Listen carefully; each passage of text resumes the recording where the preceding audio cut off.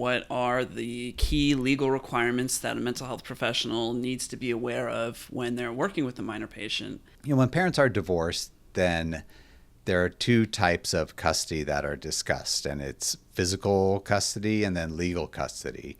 Physical custody is where is the kid living for what percent of the week, and legal custody is who has the decision-making power in the relationship. In general, most of the time, it is joint custody for both. There's a long history of that not being the case, but as things have evolved and people realized having both parents equally involved in kids' life is better for the kid, that's sort of changed now, so where the standard is joint custody. And say if your kid needs to get mental health treatment, well, in the state of California, in reality, you only need one of the parents with joint legal custody in order for it to be legal to bring them in for an evaluation. So if you're in California and you have a 7-year-old who's struggling in school and you want to bring them in for an evaluation, you don't actually have to ask your ex if that's okay. You could just bring them in and do an evaluation and even get treatment for your child without involving the other partner at all.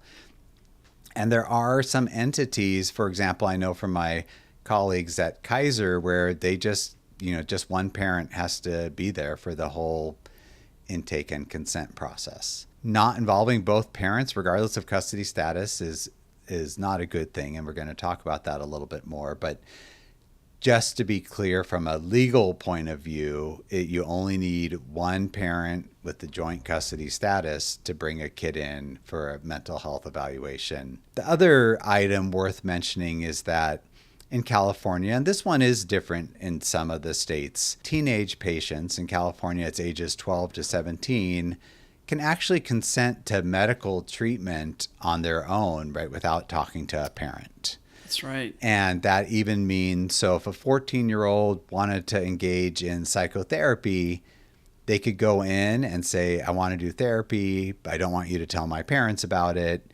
And that would actually be totally legal.